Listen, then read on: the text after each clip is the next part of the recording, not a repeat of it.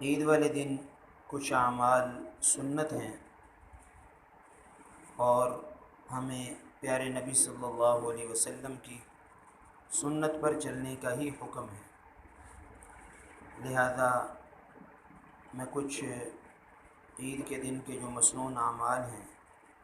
وہ اعمال آپ حضرات کی خدمت میں پیش کروں گا۔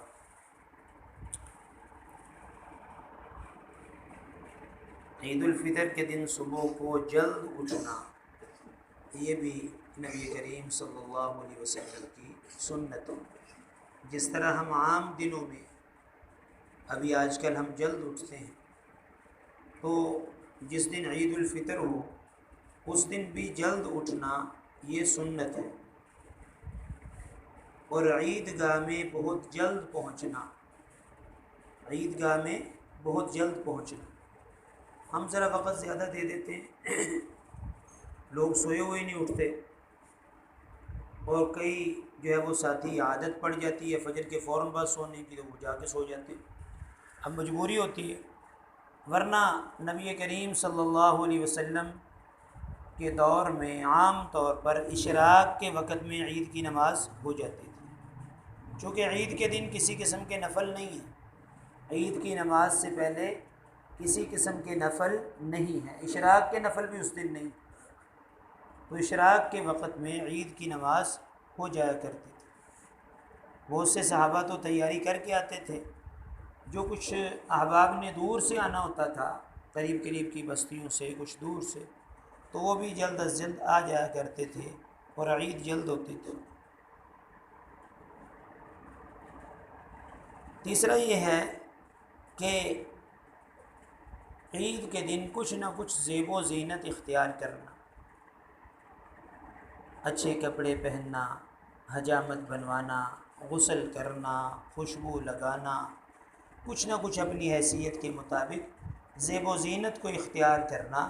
یہ بھی میرے دوستو سنت ہے حضور صلی اللہ علیہ وسلم۔ چنانچہ لکھا ہوا ہے کہ غسل کرنے سے پہلے وضو مسواک کے ساتھ کرنا، غسل کرنا،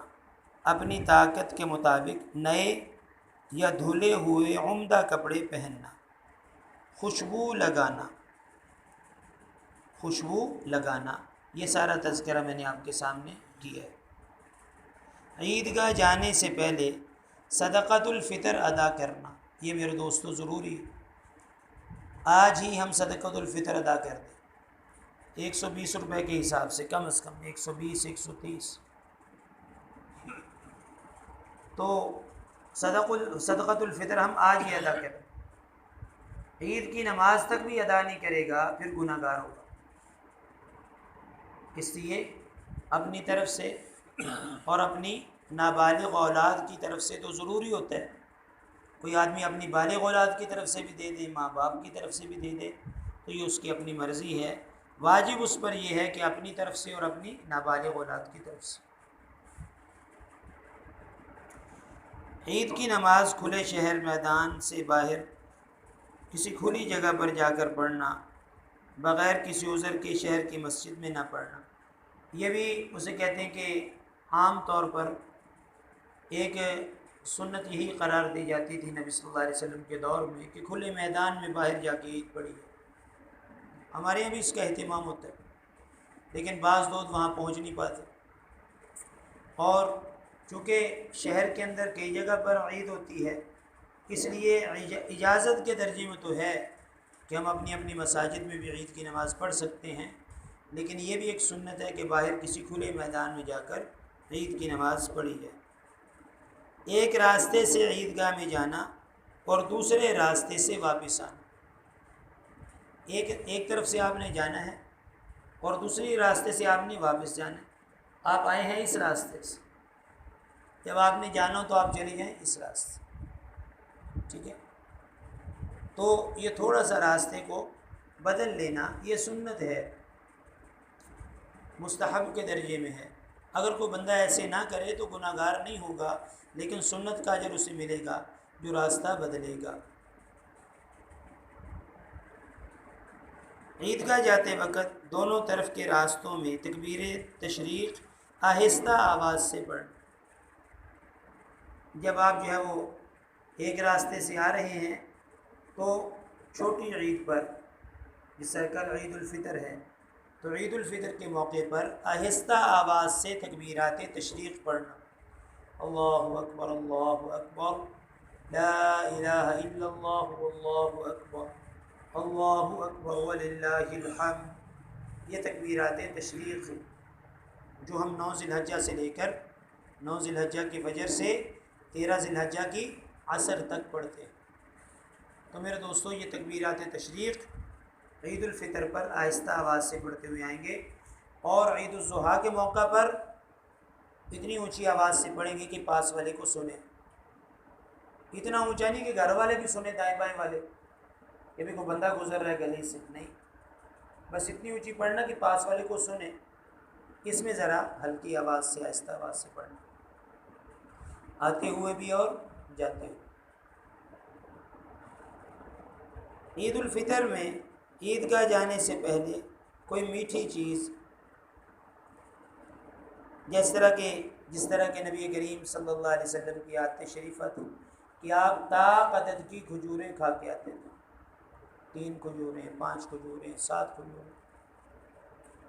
کوئی نہ کوئی میٹھی چیز کھا کے آنا۔ تو نبی کریم صلی اللہ علیہ وسلم کی عادت شریفہ تھی کہ آپ کھجور کھا کے آ جاتے، لیکن آپ کوئی نہ کوئی بھی میٹھی چیز کھا کے عیدگاہ کی طرف آ سکتے، لیکن کھجوریں ضرور کھائیں سنت سمجھ کے، کیونکہ میرے پیارے آقا علیہ السلام نے کھجوریں کھائی ہیں اور آپ کی عادت شریفہ تھی۔ بعض جگہ پر جو ہے یہ مشہور ہے کہ بھی عید والے دن عید کی نماز تک روزہ ہوتا ہے، یہ میرے دوستو محض جو ہے وہ ایک کہاوت ہے، ایک من گھڑت بات ہے۔ عید والے دن عید کی نماز تک کا روزہ نہیں ہوتا، بلکہ پیارے آقا علیہ السلام تو طاق عدد کھجوریں کھا کے پھر تشریف لایا کرتے تھے عید کی نماز کے، تو آپ بھی کچھ نہ کچھ کھا کے۔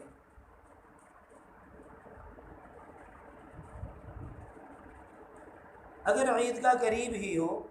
تو پھر سواری پر آنے کی بجائے ہم پیدل چلنے کو ترجیح دیں، یہی سنت ہے۔ ایک آدمی بہت دور سے عید پڑھنے کے لیے آ رہا ہے تو اس کی تو مجبوری ہے، تو اس کی عیدگاہ بہت دور ہے۔ جیسے یورپ میں دیکھیں آپ، لوگ عید پڑھنے جاتے ہیں، جمعہ پڑھنے جاتے ہیں، کتنا دور، میلوں میل، سینکڑوں میل کا سفر کر۔ ہمارے یہاں بھی جو اسے کہتے ہیں کہ دور دراز کے دیہات ہیں، تو وہ پھر قریب کے کسی بڑے دیہات میں جاتے ہیں تو وہ بھی کوئی 5 7 8 کلومیٹر 10 کلومیٹر دور، اس طرح بھی لوگ آتے ہیں۔ باقی سندھ بلوچستان میں،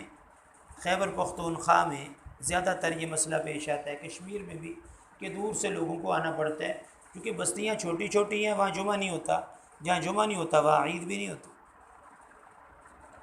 جمعہ ہوتا ہے بڑے، یہ جو ہمارا شہر ہے یا شہر کے قرب و جوار کی یہ جو میرے دوستو ٹاؤن ہیں، اسی طریقے سے وہ بڑے دیہات جہاں پر 3 4 ہزار کی آبادی ہے اور ضروریات زندگی وہاں پر آسانی سے مہیا ہیں، تو وہ بڑے دیہاتوں میں بھی عید کی نماز جو اس سے کہتے ہیں جمعے کی نماز بھی ہے، تو وہاں عید کی نماز بھی ہے۔ تو یہ میرے دوستو عید کے متعلق کچھ نہ کچھ جو ہے وہ سنتیں تھیں جو میں نے آپ کے سامنے ذکر کر دی۔ اسی طریقے سے میرے دوستو ایک اور مسئلہ ذہن نشین فرمائیں کہ ایک جہالت ہے ہمارے معاشرے میں، وہ جہالت یہ ہے کہ جس گھر میں کوئی فوتگی ہو جائے آج سے کچھ ماہ پہلے، مثلا کسی کے والد صاحب فوت ہو، کس کی والدہ صاحبہ فوت ہو گئی، تو وہ عید والے دن سوگ مناتے، وہ جی ساڑیاں کا دی عیداں نے، ساڑھے تے ابا ہی فوت ہو گیا، ساڑی تے اماں فوت ہو گئی، ساڈا تے جوان پتر فوت ہو گیا، ساڑیاں کا دیاں عیداں، عیداں تے لوکاں دیاں نے، ساڑیاں نہیں، اس باری اسی عید نہیں کرنی۔ نہ اچھے کپڑے پہنتے ہیں، نہ اچھا کھانا کھاتے ہیں، اور لوگ ان کے گھر تعزیت کے لیے جاتے ہیں۔